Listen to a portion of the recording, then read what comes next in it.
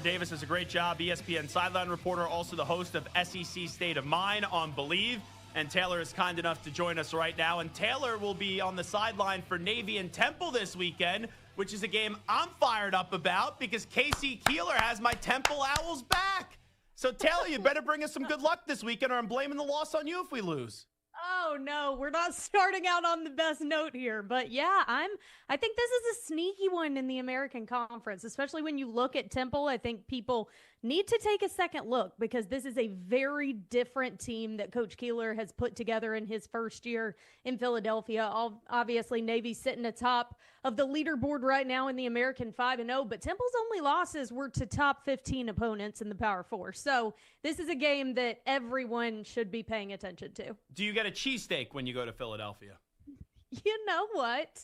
I don't typically. I got to be honest. I'm not really a cheesesteak gal. I apologize. You're probably not going to the right spots. Like, don't do Pat's and Geno's. Those are the tourist traps. You go to Mama's and Bala Cynwyd, or you go to D'Alessandro's, or if you're in the heart of the city, Angelo's is phenomenal. And they actually, Bradley Cooper partnered up with Angelo's, and here in New York City, they opened up basically Angelo's, this place called Danny and Coops. I'm your cheesesteak person here. Okay. I gave you the 3 best cheesesteaks in the city, so if you don't go to one of those places, it's on you. It's not on me. I'm the problem. Yes, I've clearly come to the right place. I mean, look, with the potential Game 5 happening on Saturday night, I feel like the city is about to be ablaze. So I've got to get in there tomorrow and hit up one of your spots. No questions. All righty. Let's get to UNC first with Bill Belichick. Then we'll jump around the SEC.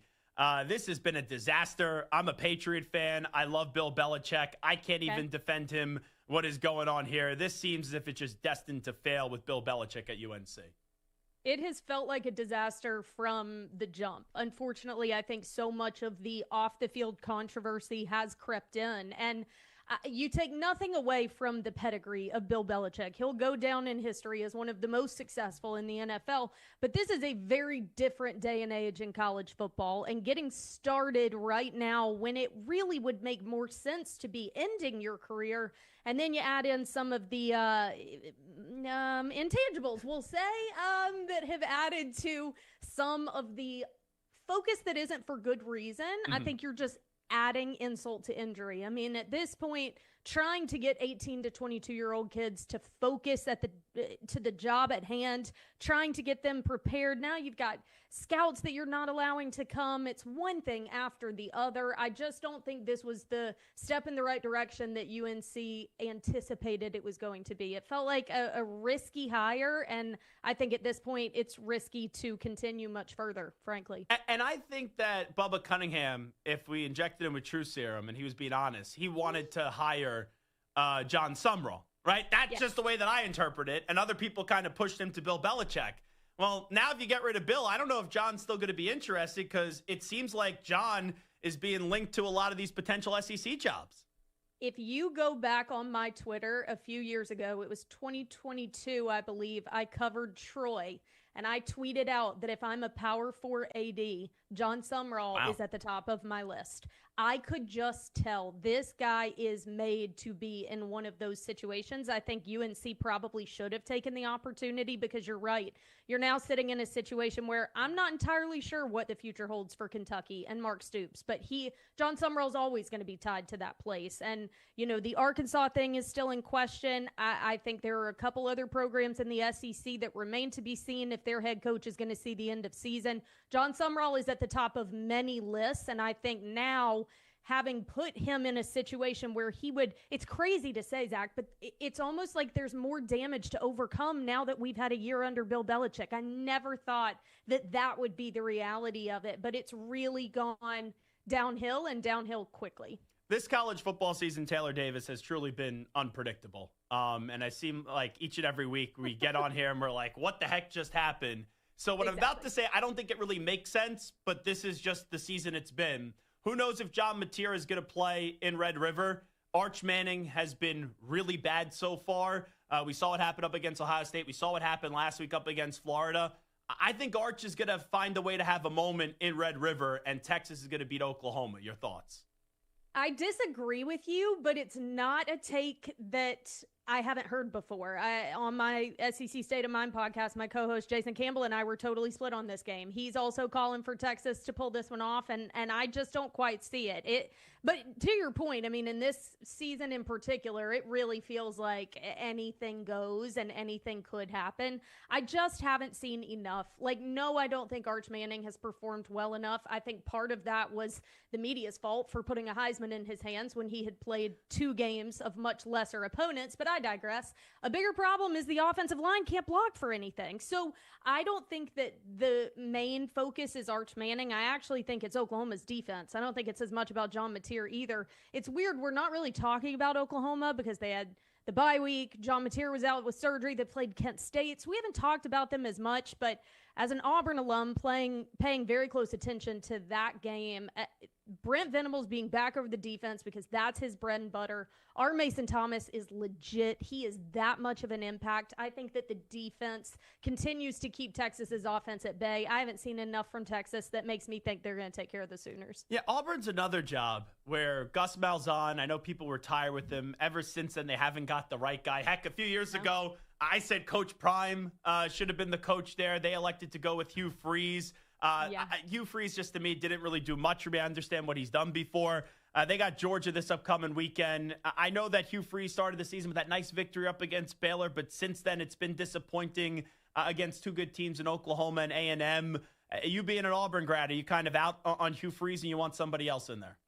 It's a very hard question to answer because I think right now is probably the most challenging time to be a head football coach in college football. I mean, everything that they are up against, I can't even pretend to understand. However, the product that Auburn repeatedly puts on the field and the pieces are changing. We've got a new quarterback. We brought in all these offensive linemen that scouts were saying are going to play at the next level. You've always got a stacked running back room. DJ Durkin has this defense playing lights out. They're shutting down the ground game left, right, and center. The secondary needs to step it up a little bit. But anywho, I think that the common denominator being the head coach, it's impossible to not end up going back to that conversation. Same thing, the recruiting has been phenomenal, and Coach Freeze continues to, especially in-state recruiting, Zach. I mean, we're defeating Alabama, not even a question, with in-state recruits. That hadn't been the case either. My problem is the development. We aren't seeing it. So I don't care how many stars you have coming out of high school if once you get to Auburn, you can't do anything with it. Hugh Freeze is 2-8 in games decided by 7 points or less. You're not coming up with the one-possession games. You don't have your team mentally and physically prepared to pull out a win when your back is against the wall. That's where I think Auburn fans get very discouraged because it's not a matter of talent. It's not a matter of resources. Auburn has plenty of resources to compete with anyone in the country. So what is the issue? Why are we not connecting this thing on the field and executing to the degree that the talent would expect you to? When we get to Alabama and Missouri, I'm really curious what Bo Perbula is going to look like up against this Alabama defense. And also, Ty Simpson is starting to become one of my favorite players in the country. I think Alabama's going to win, but I think this is one of the better games of the weekend. Golly, I am so glad you brought this one up. I am so excited. I mean, there are crazy matchups across the board, but I agree with you. This is the one that I have been so fixated on because I am so close to believing that the Tide really is as advertised. This game will tell me that. I think that Missouri's story this season has been one that is so easy to root for. From Bo Perbula not initially being QB1, Sam Horn goes down with injury first play of week 1, and this Perbula guy comes in and leads it like nothing. Ahmad Hardy, are you kidding me? He's this guy came out of high school, 0 stars. Again, stars don't matter much to me, but I'm just saying this was a guy that was under-recruited, Louisiana Monroe, and he is running over the best defenses in the country. It is so hard not to root for this Missouri team, and I think Eli Drinkwitz has done a phenomenal job from a coaching perspective. However, Kalen DeBoer is 7-3 against ranked opponents. And that goes back to Washington. He knows how to perform against top-tier opponents, and I think that's interesting because obviously people are still up in arms about the Vanderbilt loss last year, which I do think that they amended a little bit this season. Vandy had been averaging over 50 points a game. No one wants to talk about that, but it's true. You held him to 14 points and shut down Diego Pavia in a way he hasn't been shut down before. So I think Alabama's defense is really coming along. Kane Womack is the DC, the halftime adjustments. It's going to be an incredibly competitive game. I think if Ahmad Hardy has another big day, though, this could end up being one of Mizzou's biggest wins, and we no longer are putting, Missouri in that middle tier. They're finally in the upper echelon of the SEC if they win this game. And he's really the key to the game, because that Bama run defense has been suspect. Even though the defense has been good, that run defense has allowed some big plays. I totally agree. I also think you need to see Bo Prabula run a little bit in this game, because dual threat quarterbacks have really, they did a much better job with Pavia, but go back to week 1. Thomas Castellanos was all over the field. Yeah. Bama couldn't have an answer for him. So if Bo Prabula is able to use his legs a little bit more, and Missouri's a weird energy when you go play in Como, and even the field kind of being under construction right now, it's just one of those that could get Alabama, and I think Missouri will deserve a lot of respect if they pull that one off. When you look at Arkansas, Tennessee, I think Josh Heupel continues to be one of the more underrated coaches in the country. But from the Arkansas angle of it, with Sam Pittman no longer being there, fired as the head coach, there's all these rumors about who could be the next coach. Do you think it's going to be Rhett Lashley, or do you maybe think that they're going to go somewhere else in the early stages of that? That's a great question. I've actually already covered SMU this season, so I've been around Rhett Lashley, and he's in a really good situation in Dallas right now. I do wonder if he would be inclined to jump very quickly. I do have an inkling that there is perhaps an SEC opportunity that he would be more inclined to take. I don't know if it's Arkansas. So I think that Bobby Petrino is trying really hard to make this his campaign, and what they do the rest of this season, he's already made it clear to their athletic staff he wants his name in the hat. So I think it'll be interesting. He hit the ground running, firing 3 defensive coaches his first day on the job. So he ain't playing around there. But I think this is a very, very hard one for Arkansas. Even though they've weirdly had Tennessee's number, they've won 4 straight, this is not the same song and dance. I think you could see them go out and play very freely. But I actually agree with you. I think what Josh Heupel has done in Knoxville this year, especially given their offseason controversy and the whole Nico, everyone was like, what the heck is this offense even going to look like with Nico's dramatic leaving? But also, I was more fixated on the fact that they lost Dylan Sampson, who was the SEC's leading rusher at the end of last year. How are they replacing that guy's productivity? And Joey Aguilar, man, he looks like he's been there for really years. Good. He has just taken to it so well. But Josh Heupel is that guy and can acclimate guys very quickly and play to their strengths. And I think they've done that. So I think Arkansas could come out juiced, but I think Tennessee ends up with a comfortable win in this one. Was that Rhett Lashley inclination SEC job cough, Florida or someone else? I wouldn't see that either. Oh, so it's not Florida.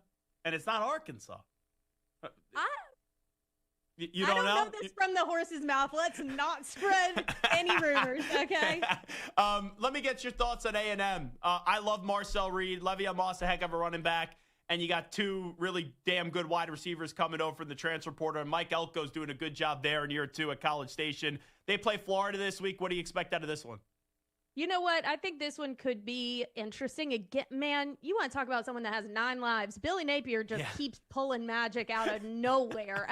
But you know what? I was talking with Lewis Murphy, who won 2 national championships with the Gators as a wide receiver. And, he seemed a bit more discouraged on Billy Napier and all of that. I'm like, there is a real clear indicator that he still has the locker room. And in this day and age, that's a very challenging thing to maintain. So many of these guys could have been gone. There is still something they're playing for, and they know that his job is on the line every single week. So I do think that they're going to continue to play juiced. I believe in their defense. The defense isn't the issue. Is DJ Lagway really that guy, or is he not? You've seen both sides of it, and you can't really figure it out. I think Texas A&M continues their run and gets their 6th win. This is the first time they've been started out 5-0 since 2016.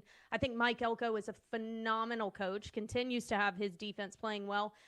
I would say, and I said this on my podcast, Mario Craver and KC Concepcion, in my mind, are 2 of the most impactful transfer portal gets in the country because of what they have done for the evolution of Marcel Reed. Marcel Reed wanted to take off and run every single snap last year. This guy is throwing first, and it's a testament to the trust that he has in those guys. He truly believes, I got to get the ball to those guys because what they can do in yards after catch, they break the game wide open. And then Le'Veon Moss, the past couple of weeks, they've had a very balanced offensive attack. Their problem is penalties. They have been one of the most penalized teams in the nation, which is very odd. Mike Elko is starting a Cabo fund because he can't figure out how to get the guys to straighten this and that's up. a true. Marcel Reed was on with us, and he told us, he goes, the coach is actually finding us. I've never heard about that. 100%. Coaches, Cabo Fund. I'm here for it. These guys are getting paid like professionals, and your coach is on vacay. But I do think that Texas A&M gets another win. I think that Florida is going to play spoiler for someone else down the road. But Kyle Field right now, I would not want to play in Kyle Field. I mean, you couldn't even hear the broadcast last week, and they were hosting Mississippi State. No offense to Mississippi State. They're playing much better this year. Hats off to Jeff Levy. But I'm just saying that place is electric right now, and I don't think they're going to want the Gators having any sort of continued redemption in their house. Who's going to win the SEC? Who's your pick right now with what we've seen? Your guess is as good as mine, Zach. It is so crazy covering this conference this year. Every time I think I have a good grasp on one, I, like a lot of the country, was very high on LSU to start the season. You had every reason to be, right? Other than the fact that they lost, and I don't think people talk about it enough, 4 offensive linemen veterans to the NFL. Like, that's unheard. That is so difficult. I don't care how experienced Garrett Nussmeier is. This offensive line was not primed for a championship week 1, and we were already talking about it. But when you look at all the star power that they returned and added, and I'm sorry, but the expectations around Brian Kelly are to win a championship. It's not 9-win seasons. That just doesn't cut it in Baton Rouge. So I was very high on LSU, and I think the Clemson win gave everyone a lot of, encouragement until we all realized Clemson is trash. Didn't see that one coming this year. So then I still have not been sold on Oklahoma. I know everyone is very convinced about John Mateer with or without the injury. I still am not positive on that run. You know who's sneaking in to my conversation, Zach? That's freaking Ole Miss. Ooh. Where the heck did And Chambliss is good. Trinidad Chambliss is one of my favorite stories in college football this year because you want to talk about being ready when your number is called, which is what all coaches try and drill into these kids, and nobody wants to listen anymore. Everyone wants to bounce to the next thing and have immediate success. I love this guy's story. I love the way he plays. And Lane Kiffin is such a phenomenal coach that he plays to the strengths of whoever is out there, specifically on the offensive side of the ball. I think Ole Miss came into this year kind of under the radar, and they're slowly starting to rise in prominence, which sets them up well, I think, down the stretch. So I've got my eye on Ole Miss, but if Bama ends up winning over Mizzou, Bama's my pick. And I'll tell you, it's amazing. And last thing I'll ask you here, or just say, is that I know last year, right, we thought they were vulnerable. They still ended up winning the SEC. We didn't even mention Georgia. And I know Georgia just lost to Alabama, but a few years ago, Georgia looked like they were going to be the next Alabama. They haven't won a national championship now in 2+ seasons. So I'm trying to figure out what Georgia is now moving forward. I think so, too. And look, it is very reasonable for them to view this trip to Jordan-Hare as a potential trap game because that is very much what it feels like. And playing in Jordan-Hare at night is weird. As someone who went to school there, I was on the field when the kick six happens. Like, there's some weird juju in that stadium, okay? And so if they do not play a very disciplined brand of football, I do think Georgia could leave Auburn with an L, which is crazy to say. But then you're already a 2-loss team. Although I don't know who in the SEC is getting out of regular season without 2 losses. I really don't. So I have to do this before we let you run because I got an edict from my boss, David, whose wife, Kerry, is a graduate of Auburn and a huge Auburn football fan. I'm told I'm going to get fired if I don't say War Eagle to end this interview. Eagle. So War Eagle right there. Taylor Davis does a great job. ESPN Sideline reporter, host of SEC State of Mind on Believe. Taylor, great appearance. We'll have you on again soon. Thank you. Thanks for having me. Appreciate it.